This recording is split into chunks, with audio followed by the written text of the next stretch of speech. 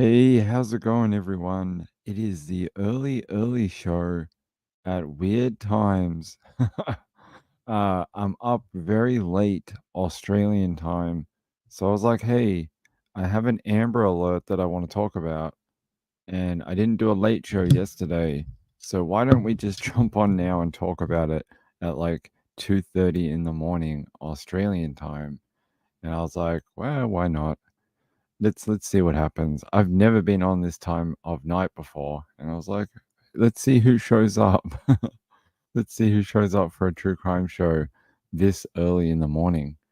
Um, all right. Hey, DJ's here, and Lux is here, and Cat's Gallery made it as well. Hey, Betty C, how are you? Good morning from Ohio. Good to have you.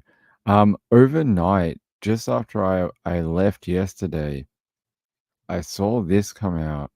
There's an Amber Alert for this young girl, and it says here that the Arkansas State Police issued an Amber Alert for a missing Logan County teenager on Friday night, just after 11 p.m. October 18.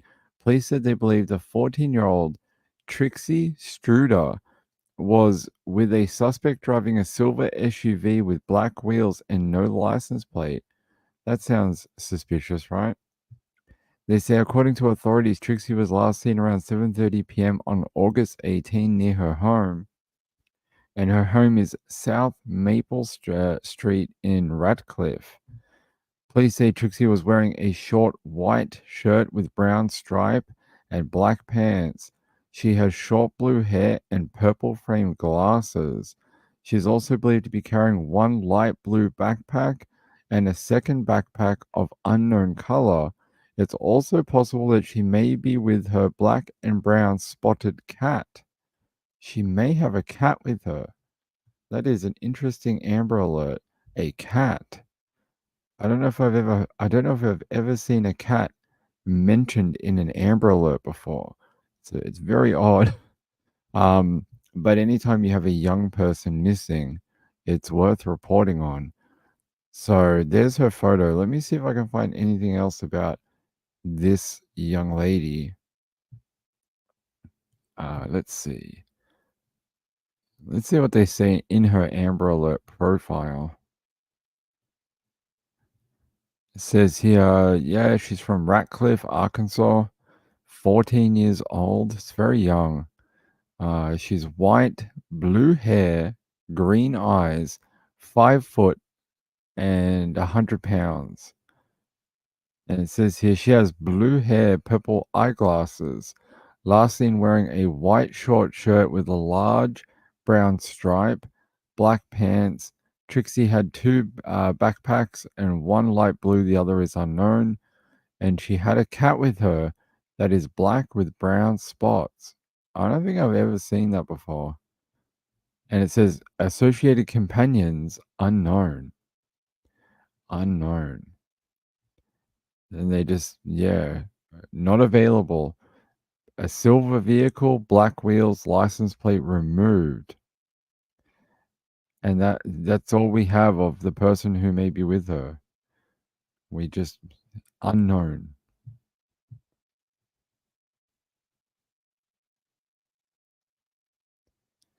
If they have a pic with blue hair, maybe they consider that blue. I know that sort of looks purplish in the photo, but maybe it's sort of blue. Let me see if I can find a different photo of Trixie. Oh, okay, interesting. She seems to like to color her hair. So she has several photos.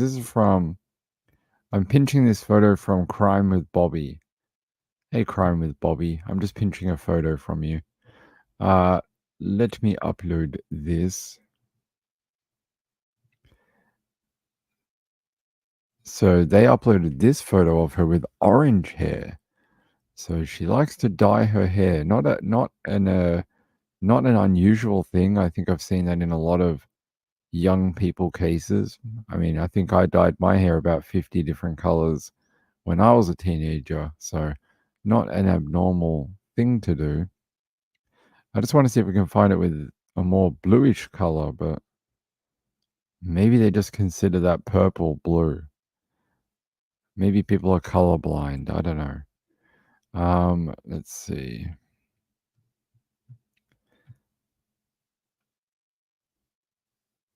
Let's go to latest. I just want to see if they've done an update. No more information on who she's with. That's the odd bit. And the odd bit is like, why did she have the cat?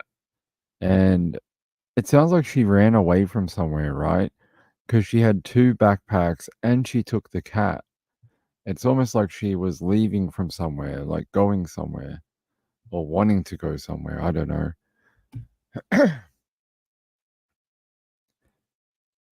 Hey, Mamma Mia, how are you? Sienna said she's very pretty with the different hair colors. Yeah. Hey, April. Just eating breakfast? Okay.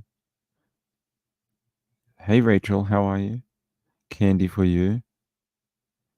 April Dido. April Dido? Are you just saying random words or it's too late at night to, for me to just get what you're talking about? Hold on, I'm just trying to look up something. Yeah, I don't know what you're talking about, but you'd have to fill me in.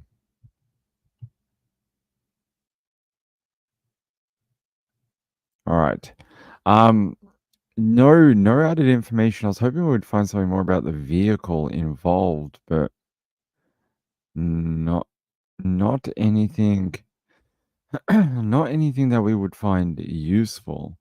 Let's go to KAIT 8 or Kate News. See if they have anything. D so if you do see her anywhere in the local area around Logan County, Arkansas, you should contact the Logan County Sheriff's Office at 479 963 3271 or call 911. And yeah, that's all we have. So if you're in the area, I know we do have people from the area. Let me pull down this photo for you, and you can see the other photo. Call the sheriff's office. Oh, okay.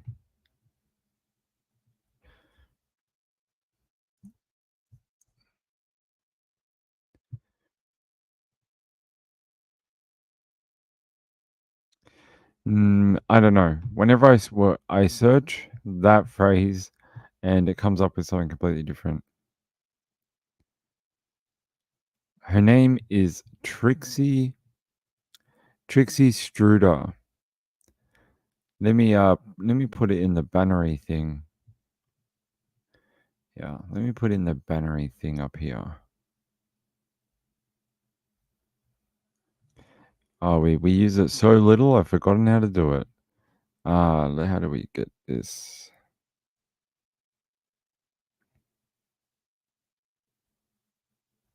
That's weird. Do we not have banners anymore?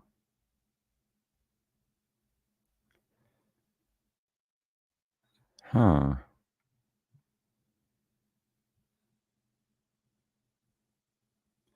That's so strange. That is so weird. Oops. What is going on? There we go. Um, I don't think we have banners anymore.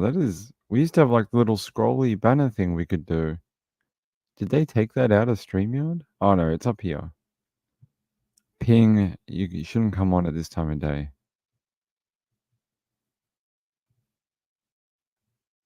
There you go.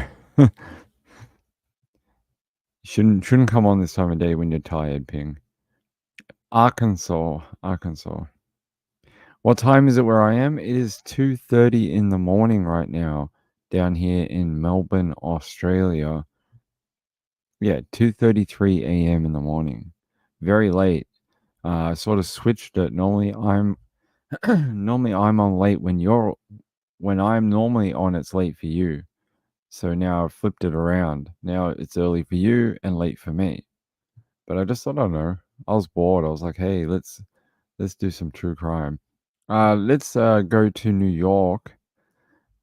And let's watch this little thing here. A stunning arrest in the death of a woman whose body was found in the Genesee River. Tonight, her sister charged with murder. Neighbors in shock. It's been a place where you trust the kids to be outside in the dark and so forth. It's never been an issue. Good evening. I'm Matt Malloy. 62-year-old Penny Bush of Honeoye Falls was reported missing on Saturday. Her body discovered just days later in the Genesee River in Rush. And tonight, her sister sits in the Monroe County Jail, charged in her death. 13 WHAM's Stephen Pappas was at today's announcement from the sheriff's office and heard from a neighbor as well today. Stephen, good evening. Yeah, Matt, good evening. It definitely was a stunning announcement earlier today by Monroe County Sheriff's deputies. And now neighbors are describing what they've seen over the last week. Monroe County Sheriff's deputies today identifying the victim as 62-year-old Penny Bush of Honeoye Falls. Investigators also sharing a stunning twist with the arrest of Penny's sister, 53-year-old Jamie Bush, charging her with Penny's murder. The suspect works as a paraprofessional for Honeoye Falls Lima Middle School. Honeoye Falls' mayor saying the situation has been jarring for the community. People were very concerned about safety. You know, they're seeing the drones, they're seeing the canine, they're seeing all the vehicles in the staging area. And that raised a lot of flags for people, obviously. Jamie is charged with murder in the second degree, tampering with physical evidence, and was arraigned in Mendon Town Court earlier today and was sent to Monroe County Jail, being held without bail. Stanley Warboys lives right across the street from Penny. He says that she had been living there for around a year and tells me from the beginning of the investigation, he knew something was very wrong. Just the amount of activity, it wasn't your typical missing person. Stanley has been living in Honeoye Falls for most of his life and says the investigation has been unsettling for their small town. Sort of sad that our reputation of being a safe community has been compromised a little bit. It's been a place where you trust the kids to be outside in the dark and so forth. It's never been an issue. Honeoye Falls Lima School District says it's placed Jamie on leave and is fully cooperating with law enforcement during the investigation. Matt? So, so they say here, a body pulled from the river earlier this week has been identified as a Honeoye Falls, is that how you pronounce that? Falls woman, whose sister is now charged with a murder. Her sister. That's pretty abnormal. I don't think I've heard too many true crime or crime stories where a sister kills, her sister. We get a lot of male kill female, sometimes female kill female, but not normally a sister. Not of that age, anyway. They're saying deputies apprehended Bush's sister Friday within hours of the body being identified. They say Jamie Bush, 53, is charged with murder and tampering with physical evidence. They say the school district confirmed Jamie Bush worked at the district's middle school as a paraprofessional and has been placed on leave. Well, you'd hope she'd be placed on leave. What is she going to do? Come back and work while she has a murder charge? I don't know how that works. They say the recent arrest of a district employee on serious charges has deeply impacted all of us. According to the superintendent, we are shocked and saddened by the reports. They say the town's mayor said the situation had been jarring for the community. People were very concerned about safety. They're seeing drones and canines, and, that raised a lot of red flags for people. They said just the amount of activity, it wasn't their typical missing person investigation. Let's look up more about this. How or why would she have hurt her sister? Let me look up the lady, Penny Bush.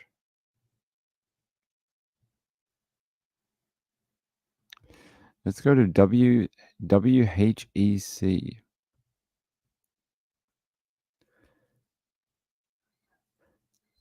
what are they saying? They say deputies say it started when they did a welfare check on Penny at her home on October 11, and no one answered the door, and deputies were suspicious. They used canines and help from the fire department and drones to look for her. On October 14, they searched the river in Rush and found her body. The body was sent to Monroe County Medical Examiner and then identified as Penny. 4 days later, on the 18th, Penny had 2 sisters and 2 children. So one of the sisters is the one that was charged. Deputies have arrested Penny's sister, 53-year-old Jamie, in connection with the murder. She's been charged with second-degree murder and tampering with physical evidence. That is very concerning. It says here that Penny grew up in the Mohawk Valley, and the sheriff's office says she only lived in the area for about a year and a half. Her mother died recently on September 1, and Penny and Jamie Bush were listed in the obituary for their mom.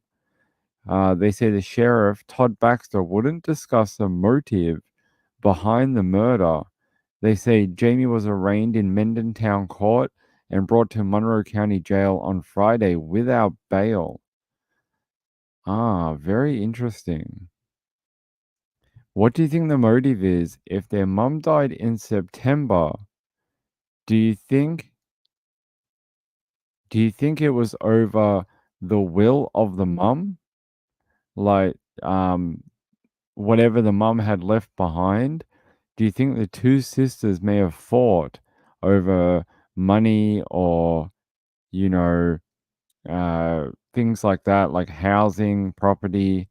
Because it seems like that timeline would kind of match the fact that, yeah, the mum died only in early September, and then just over a month and a half later, one of the sisters kills the other one. Yeah, I think it's got something to do with the inheritance. Betty C, yeah, I think you're right on it. Lux says, I would kill someone else if I had to protect my baby sister. I could never imagine hurting her. Cats Gallery says it's called sororicide, sort of like sorority, but sororicide. Okay. Rare for older siblings. Yeah, I know little sisters like between the ages of like 5 and early 20s, pretty common to have a sister kill another sister. But once they get into like the 40s, 50s, 60s, 70s, 80s, it's really rare. It doesn't happen that often. It's one of the more rarer types of crimes. That's why when I heard that the women were a little older, it's like I don't read about these very often at all. Teenagers does happen. Even some like middle school type ages do happen. Hey, Patsy. Hyping on holiday in Belfast, Northern Ireland. I hope you're having fun. What are you doing up in Northern Ireland? What is happening there? Are you sightseeing? Drinking a lot of beer? What else would you do in Ireland? Eating some good food? Hey, Elaine, how are you? Hey, Lindy, good to see you. Well, I was pretty upset at the copyright strike yesterday, so I decided to come back on. That really upset me. I have some days on being a YouTuber who's on almost every single day, right? No, we are on every single day, sometimes multiple times a day. You have days on YouTube where it really crushes your spirit to keep doing this, and having that 2-hour live stream, which was a really good live stream, had a ton of details about not only Elijah Vu but also Gregory Lynn, which is a case we've done a lot of, and the fact that video was came out just after he was sentenced. He was only sentenced about 20 minutes before we did that live stream, so that live stream was very important. it really crushed me. It was really, really annoying and very, very, I was like pretty depressed for like half the day today. Sucked. Um, Kelly says, I welcome you to Northern Ireland. Yeah. Go have lunch together. Elaine says, I'm good, thank you. Watching, drinking a glass of Pinot. Okay. Well, thanks. Enjoy the wine. Yeah, no, sorry. Very annoying. Very, very frustrating. And I haven't heard back. I did write to the company, but I haven't heard anything so far. I don't think they're going to reply, and we're not going to get the video back. All right. All right. I want to see if we can find anything else about the sister. Hold on. What company is this? Let's have a look at the press conference when they arrested the sister. Hold on. Hey, what are you doing?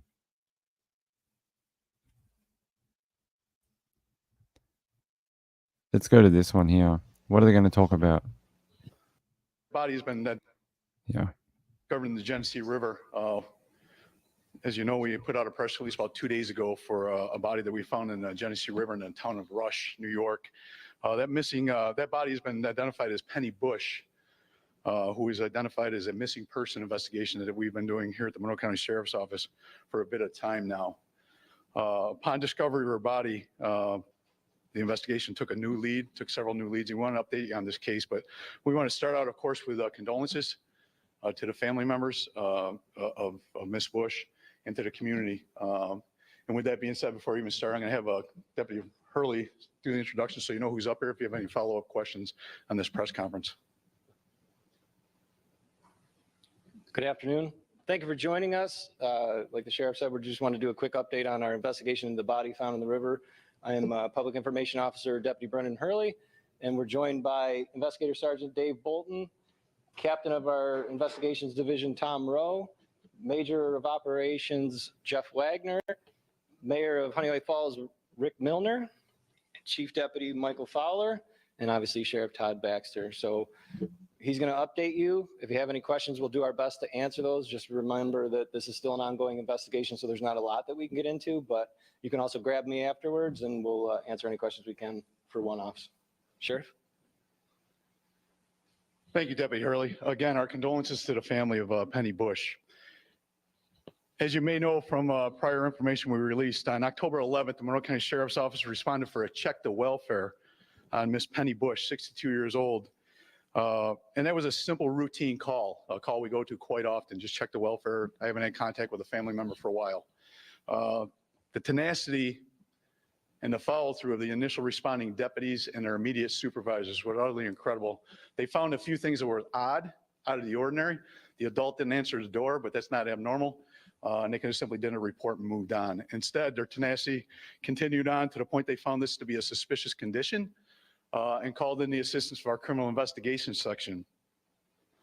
They extended their search not only to the home of Miss Bush, but the 8 acres of property that she resides on. That included drone searches, canine searches, and help from local fire departments. And for the next 3 days, they continued their investigation, developing leads on information where she may be. That included electronic leads, video leads, and just good old-fashioned police work with talking to people. On October 14th, information was developed leading us to search the Genesee River in the town of Rush. A body was located and turned over to the medical examiner's office, who started their investigation. This was a great recovery by their scuba team, the sheriff's scuba team, and the Henrietta Fire Department. It wasn't an easy recovery of the body.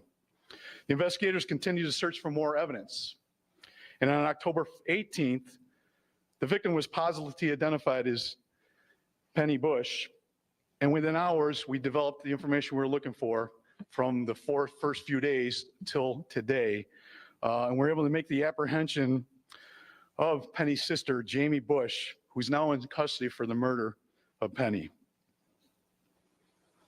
Jamie Bush is 53 years old from Honeoye Falls, and she's been charged with murder in the 2nd degree and tampering of physical evidence, 2 counts. We appreciate the assistance of the Monroe County Fire Bureau Special Operations Unit, the Henrietta.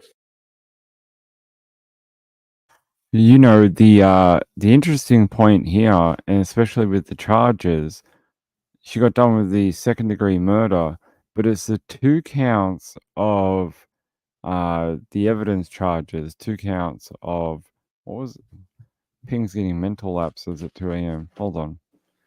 We appreciate the assistance of the Monroe County Fire Bureau Special Physical Evidence.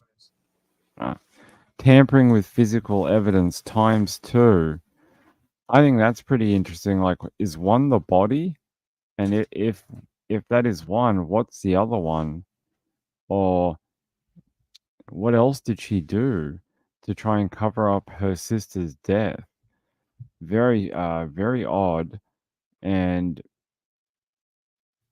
I would want to know, like other people said, I would want to know more about the mother's death in September, and what, if any, inheritance was supposed to be given out, and is that the motive? Really, is that the motive?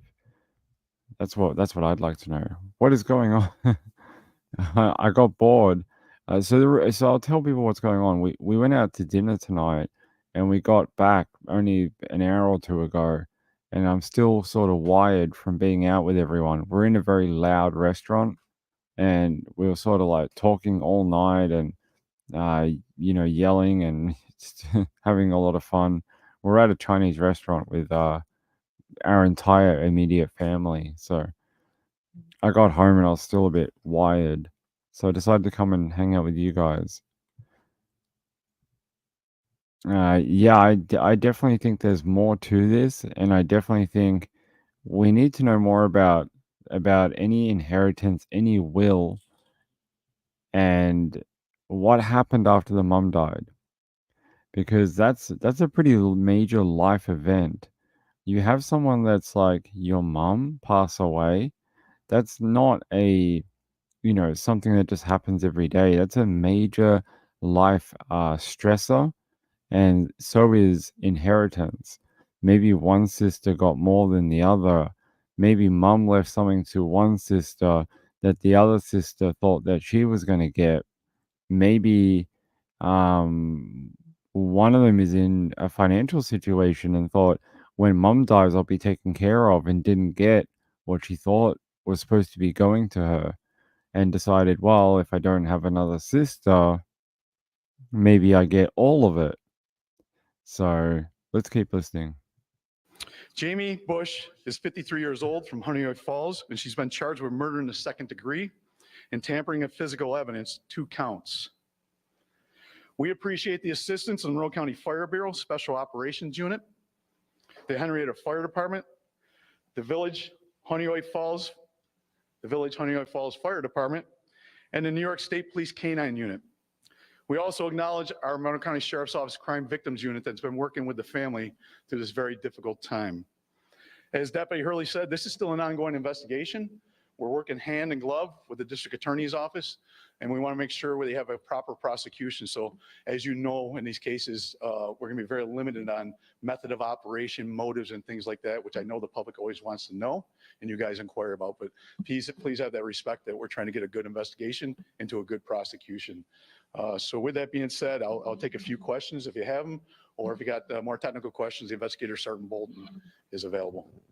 Sure. How and why was Yeah, again, the method of operation and the motive is something that we're going to keep close to our chest until the district attorney is ready to release that information. So it sounds like we won't find out more until the DA, like they just said, will give us more information. But according to this paper here, they say Jamie Bush was charged with 3 felonies, 1 count of second-degree murder, 2 counts of tampering with physical evidence. She was arraigned in Mendentown Court on Friday. They said Baxter declined to disclose a cause of death or motive as deputies continued to investigate the homicide. He said that investigators had established significant evidence and probable cause to arrest her sister Jamie Bush for the murder of Penny Bush. Deputies said that Penny Bush had not lived in the Honey Eye Falls area for long. She was raised in Schenectady. Is that how you pronounce that? Schenectady. You guys have very long words. And spent time in Texas before she moved to Monroe County roughly only a year ago. She had 2 sisters, including Jamie, and 2 children, according to the sheriff's office. The fact that they were able to,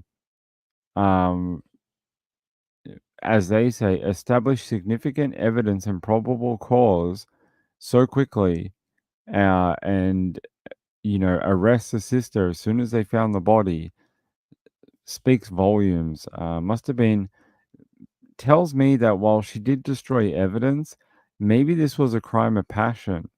It doesn't sound like something that was planned because she left so much evidence behind. It sounds like maybe this is what I wonder. Did they get into a fight and everything went a little too far? And Penny, who you see in the photo right here, wound up dead over it. That's what I want to know. That is very, very interesting. All right.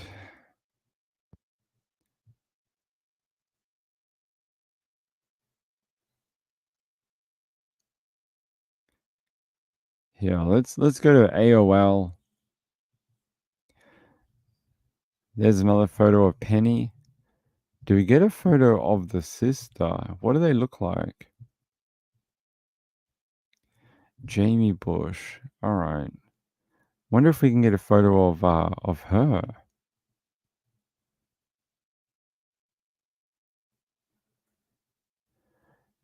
I see photos of the victim, Penny, but no photos of the sister. Yeah, let me try one other place. Yeah, I don't see photos of her. Interesting. Wonder if we can get a booking photo. What county was it? Monroe County.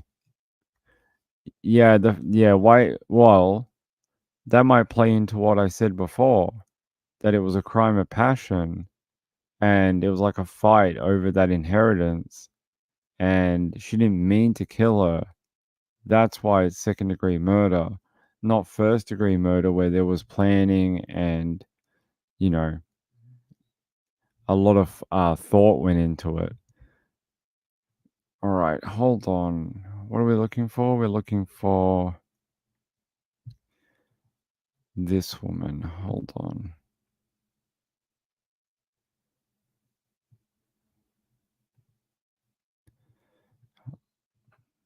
Let me see if I can find anything. Jamie J. Bush, 53 of Honey Eye Fall.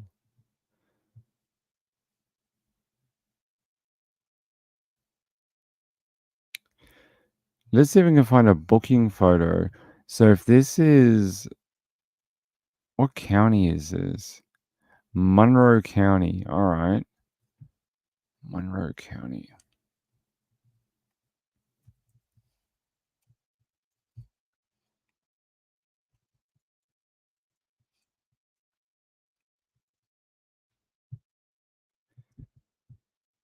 All right, let's see if we can find a booking thing. What was her last name again? Bush.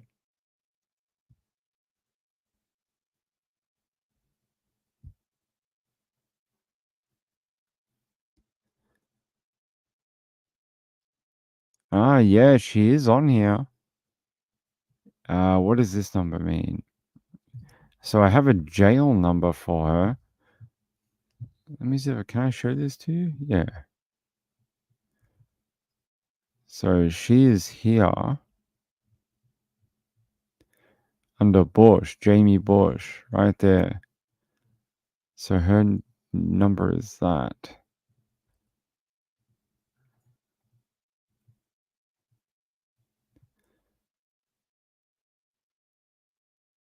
Here, Jamie Bush, booking photo.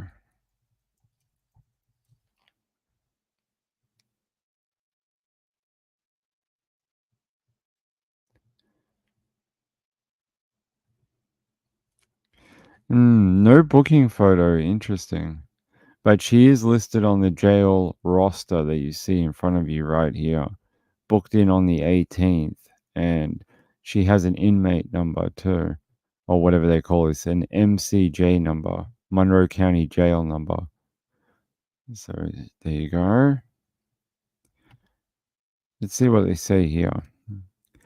Her tampering with physical evidence is a Class E felony. The murder in the second degree is a Class A1 felony. Tampering with physical evidence class. All right.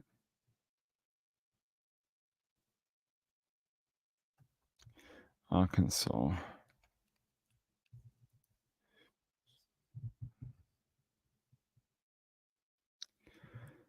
All right. What does it mean here? Says a person commits this offense of tampering with physical evidence if she or he alters, destroys, suppresses, removes, or conceals any record, document, or thing with the purpose of impairing its verity, legibility, availability, or any official proceedings or investigation. Tampering with physical evidence is a Class D felony if the person impairs or obstructs the prosecution or defense of a felony. Otherwise, tampering with physical evidence is a Class B misdemeanor. What did they book it in? A Class E. A Class E misdemeanor.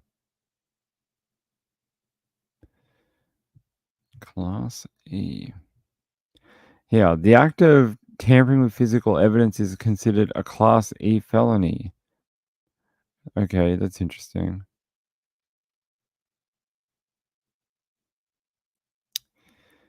What does that? What's the difference between D and E? Apparently, it's punishable by up to 1 year or up to between 1 and 4 years in prison just for that one charge. Oh, Class E is non-violent felony. I don't know about that. She killed her sister. Sounds pretty violent. Hey Juicy, how are you? Hey April. Hey Kim, good to see you. Yeah, makes sense. All right. I think that's about all we have on her though. A very interesting case. I want to keep following this because like I said, sister killing a sister is pretty rare at like 50 to 60. Pretty rare crime. Does not happen that frequently. Let me see if we can find anything else on her sister before we get out of this. Wish they'd release more about her sister though.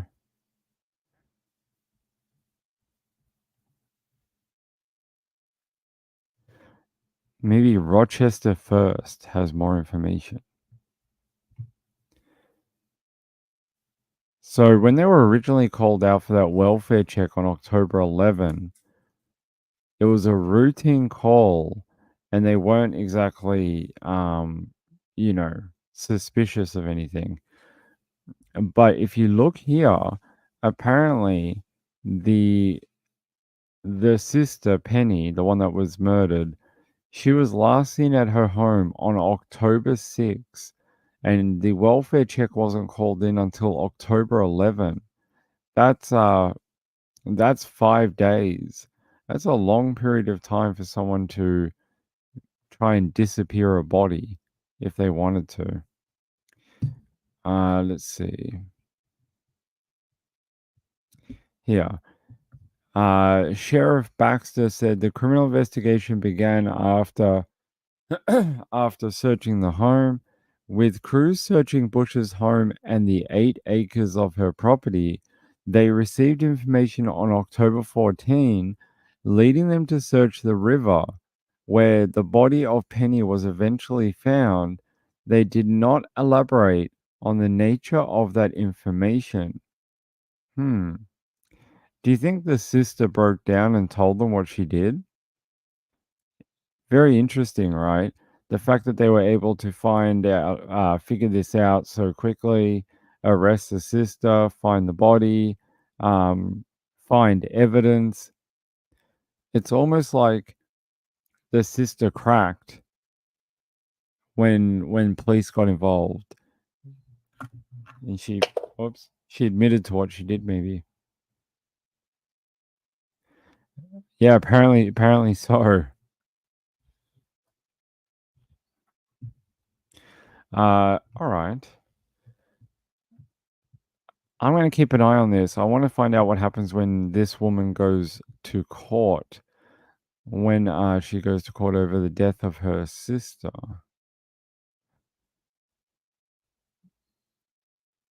Here, 53-year-old Jamie Bush. Wait, how old was Penny?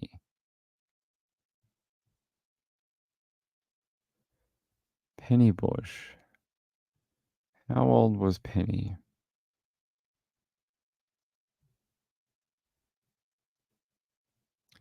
So 6 days ago, they put out this little video about her.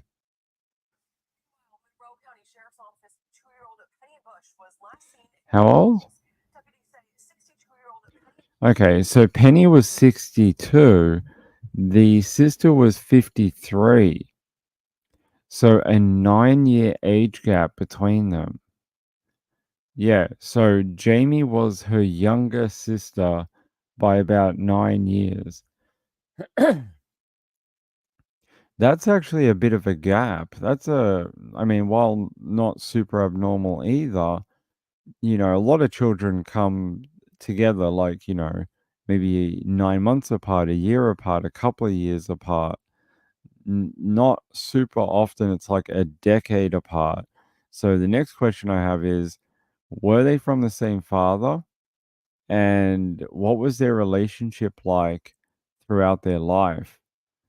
Being that they had a disjointed childhood, being almost a decade in different, born apart, because when Penny was 10 years old, her sister was just born.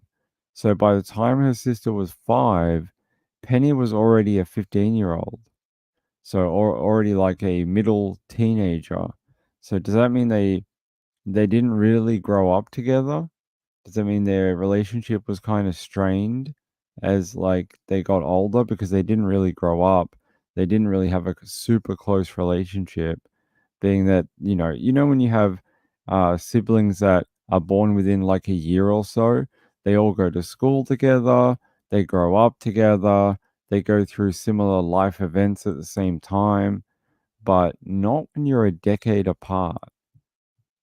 That's not what happens. So, yeah, be good if we could get some more information about what their life was like before, one, their mum died, and after the mum died.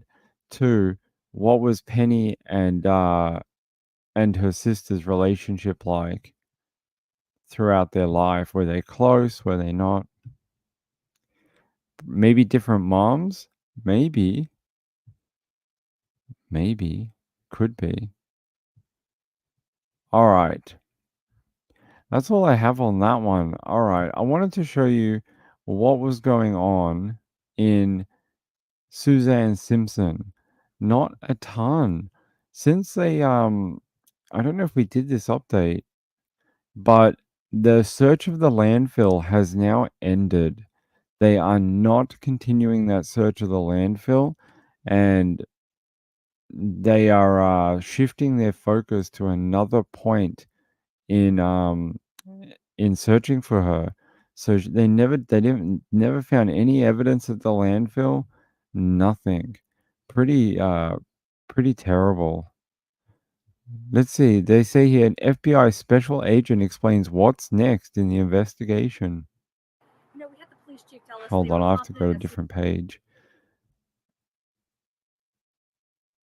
that Suzanne would be recovered there. A lot of people were hopeful, and some were relieved, but that's a bold statement. What could possibly change from that 4 o'clock to like 5? They're done. Right. Well, oftentimes that does happen. I mean, there'll be leads that police will get, and they'll go out and chase those leads down. But as time does pass, the potential for leads coming in does decrease a little bit.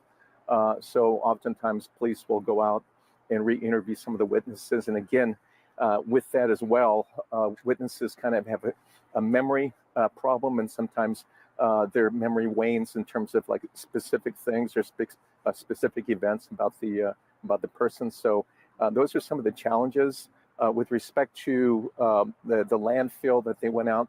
They probably had a pretty fairly good information that led them to that landfill. And if it takes them somewhere else, and they're just, as they get more and more information in from the public or from other sources, then they'll probably continue to investigate and look for Suzanne. Right, so they just follow leads. Absolutely. Police will rely on the public. They'll rely on either witness interviews or going back and re-interviewing people in the area, neighborhoods, neighbors, businesses, and they'll just conduct their logical investigation to try to. This guy sounds a bit useless. I mean, we already know that they've done that. They've already spoken to neighbors, got witness statements of what happened that night, and I don't think any witness statements or phone calls led them to the landfill.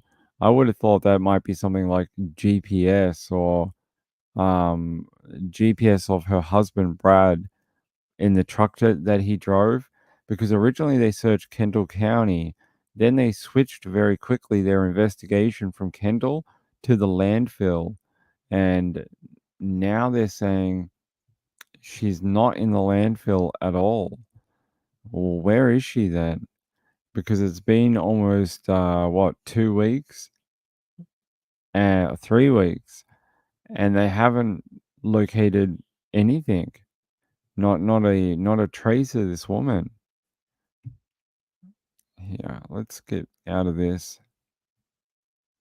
They say the search for Suzanne Simpson continues, and she was last seen October 6th fighting with her husband at their home in Olmos Park.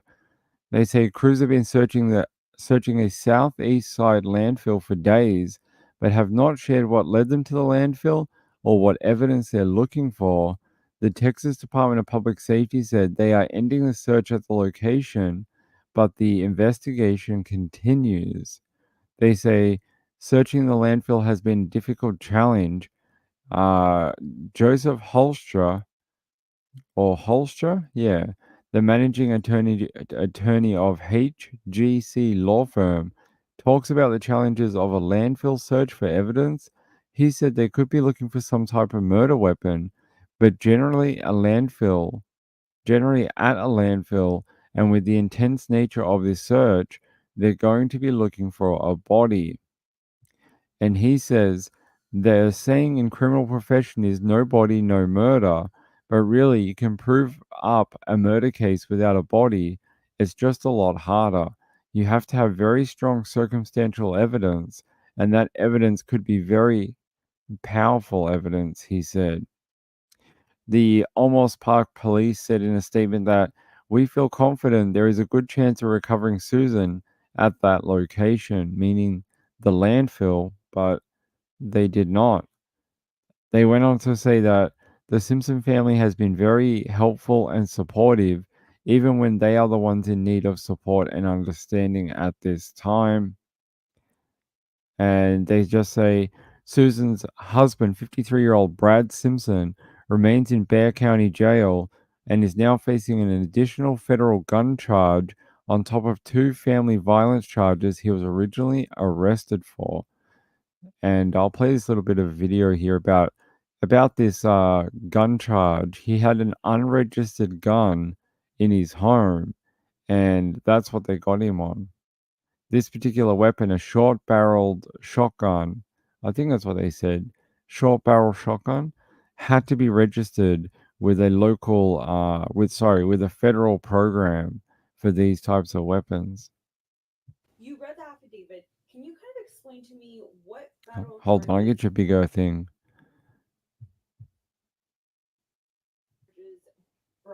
person is facing, and what do those stem from? Okay. So right now, the federal charge he's facing is a possession of an illegal weapon, which is going to be the short-barreled firearm. And so it's a rifle. It's designed to be fired from the shoulder, so it's got a shoulder stock. So it has to have a barrel length of at least 16 inches. This particular firearm had a barrel length of 8 inches. Now, it is possible for someone to legally obtain one of those guns, but they would need to go through a registration process with the ATF, with the Bureau of Alcohol, Tobacco, and Firearms. And evidently that was not done in this case.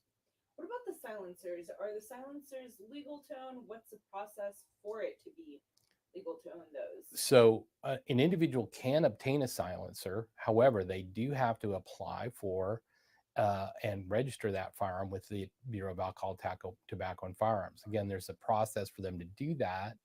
And obviously, they're going to take a look at that person. They're going to verify that they don't have any like disqualifying convictions or a protective order that would allow them to obtain that. And in that case, they also have to pay what they call a tax stamp. And if they follow all those processes, they can obtain a silencer. And my understanding is that Mr. Simpson did have several silencers that were legally registered and followed that process. Okay, and so what are some of the disqualifications that would prevent somebody from either owning the silencer or the short barrel rifle?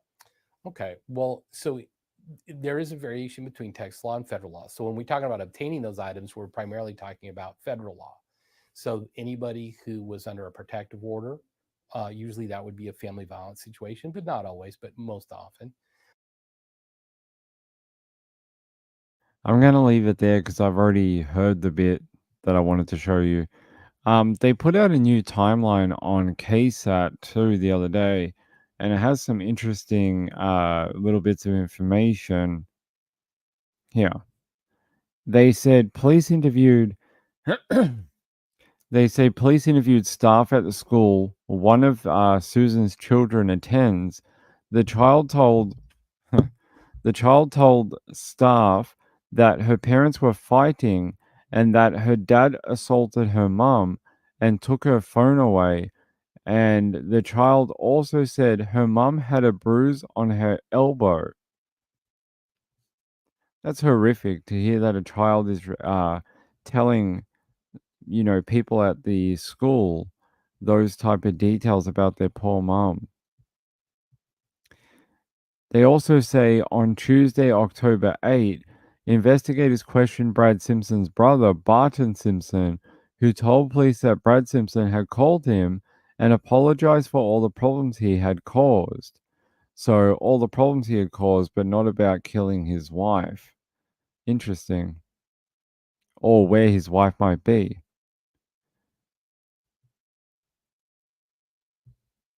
Here. They're saying police held a media briefing and announced the arrest of Brad Simpson. That was on Wednesday, October 9th.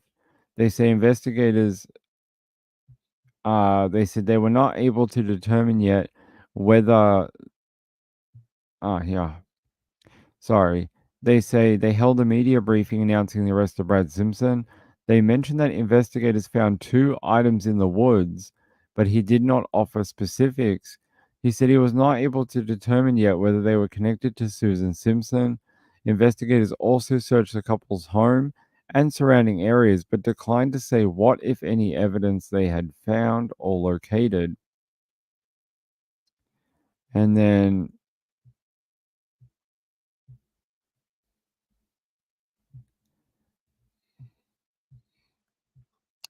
yeah, let's see if we got anything for later in the week.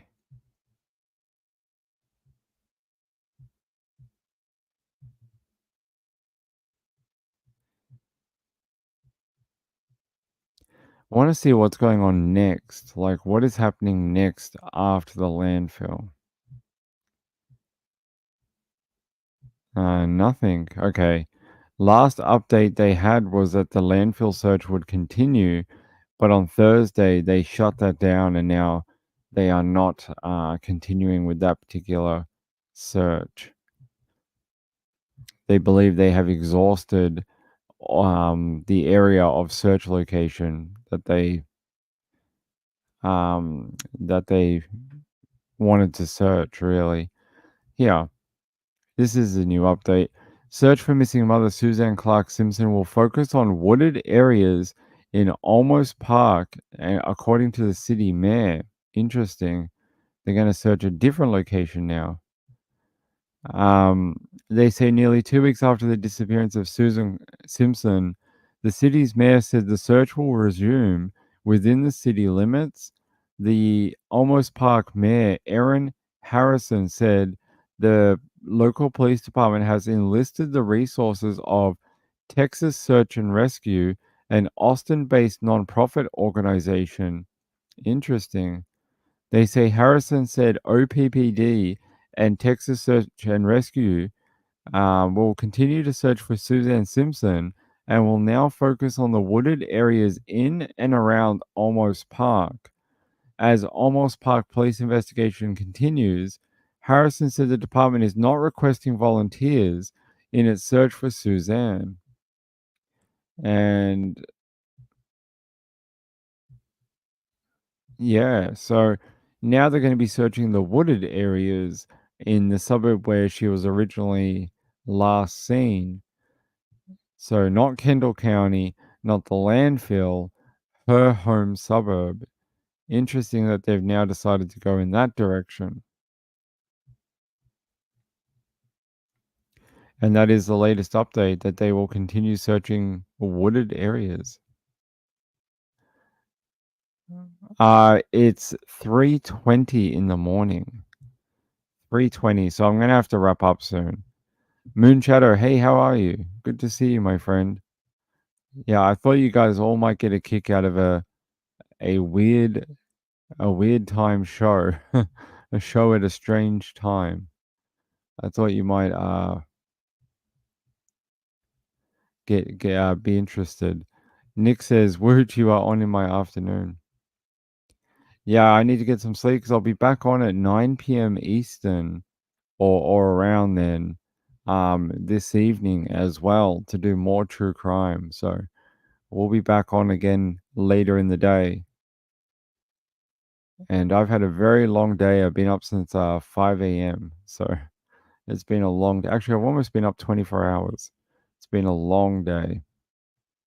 Actually, I think we're going to leave it there. I think you're right. I think I should wrap up because we have a show in about 7 hours. So I need to get some sleep. Hey, I hope you had fun with a weird timed bit of an update show and a bit of a bonus show. It is very late for me, Marjorie. It is. Oh, I hope you all found it interesting. All I can say is I hope people will continue to support the channel. It's been a bit of a weird month. All our numbers have been down consistently, even though we haven't really changed anything. But viewership's down, comments are down, everything's down for some reason. I'm not sure why, but it's been a little frustrating to see. Along with then we got a copyright strike, so it's been a bit of a weird month for the last 28 days. But to the people who do continue to support the channel, I do appreciate it, and I'll see you for the normal time show in the evening today. Okay, I'll catch you then, and yeah, we'll look more into that sister one. I find that very fascinating. Hopefully, we'll get some more information from the DA's office in the coming few days or a week. They should release it once she gets through her first couple of court appearances. Then we should start finding out more about motive behind why she felt she had to kill her sister. And then we'll find out more.